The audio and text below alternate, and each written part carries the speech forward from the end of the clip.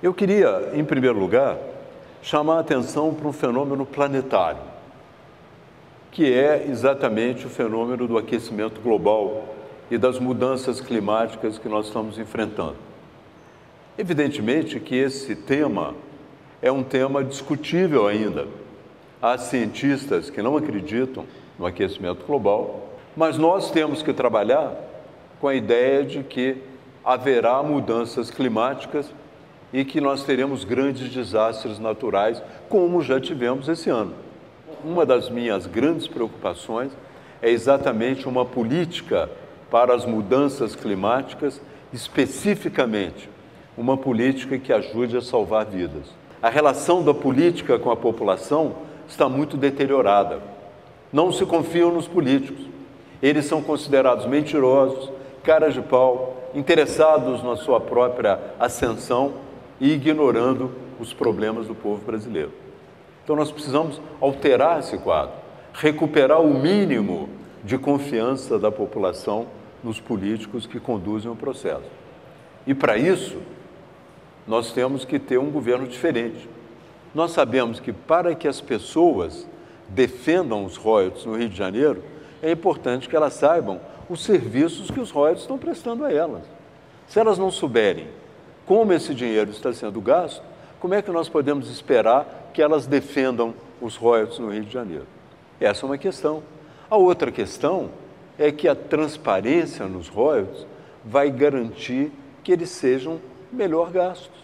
Hoje, uma das características do Rio de Janeiro é que o desenvolvimento do Rio de Janeiro é propulsionado pela produção do petróleo.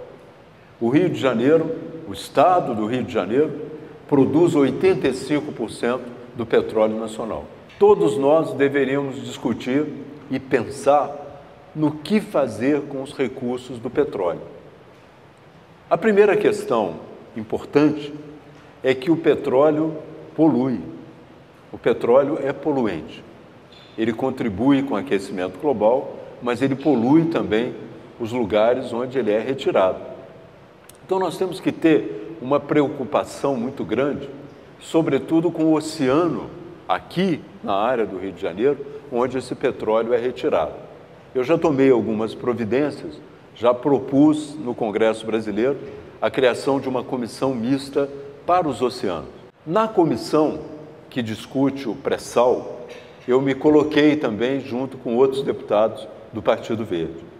E nós conseguimos, nessa comissão, que fosse resguardado, fossem resguardados 3% de royalties para o meio ambiente. É muita coisa. Vamos a outra questão do petróleo. Ele acaba. Ele não é renovável. E o petróleo acabando, coloca para o Rio de Janeiro uma perspectiva extremamente delicada. Como será o Estado depois que o petróleo acabar? Daí a necessidade de nós pensarmos seriamente na questão da educação. Será através do investimento progressivo desses recursos na educação, na ciência, na tecnologia, que nós vamos abrir o caminho do Rio de Janeiro para que ele possa realmente produzir outros produtos. E podemos produzir um produto fundamental, que é o conhecimento. Em primeiro lugar, existe um secretário de segurança muito competente, que procura fazer o trabalho bem. E ele fez o trabalho bem com as UPPs. Essas UPPs são uma espécie de continuação dos postos de policiamento comunitário. Nós que moramos perto do Pavão e Pavãozinho, assistimos a esse processo.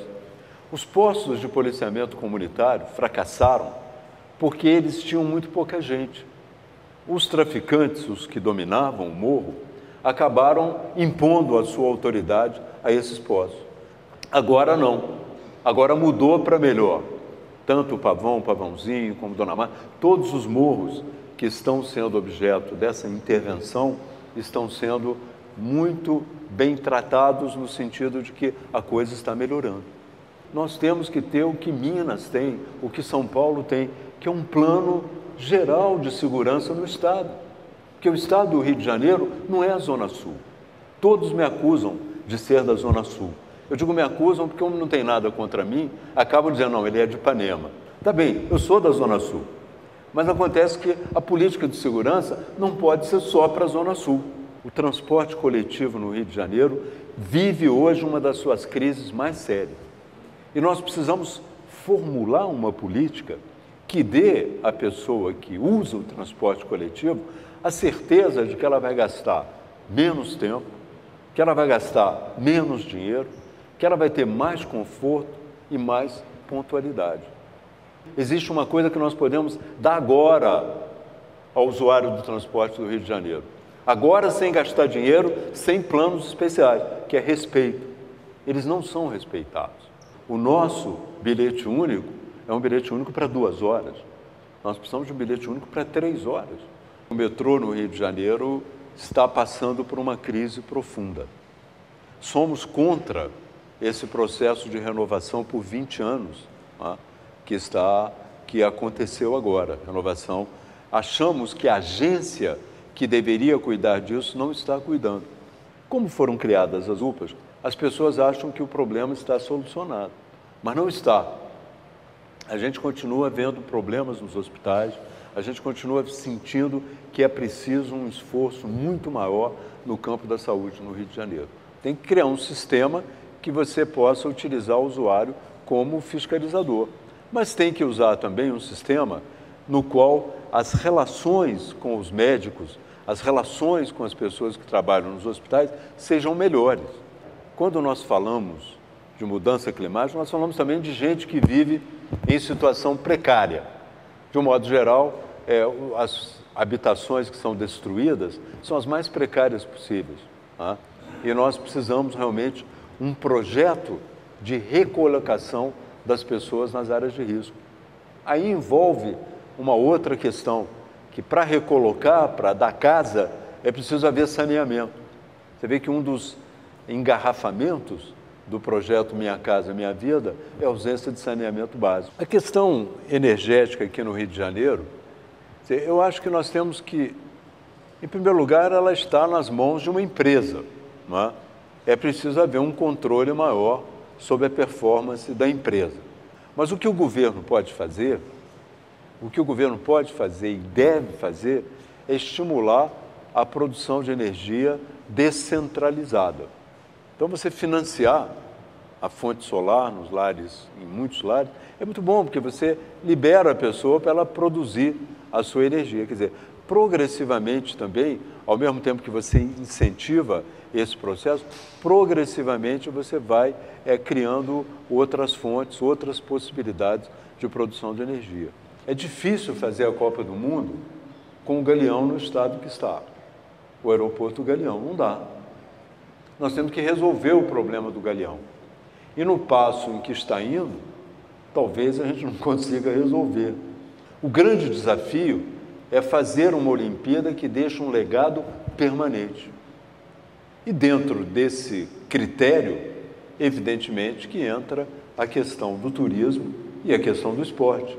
A agressividade pessoal em relação aos adversários, dificilmente eu a terei, mas não deixarei de responder à altura sempre que for provocado, sempre que for necessário algum tipo de energia especial, né? Não só com os adultos, como com os garotinhos também. Se você me perguntar até qual é o problema ecológico maior das cidades brasileiras, eu diria é o saneamento básico. É o saneamento básico. Só que nós não reconhecemos isso como problema ecológico.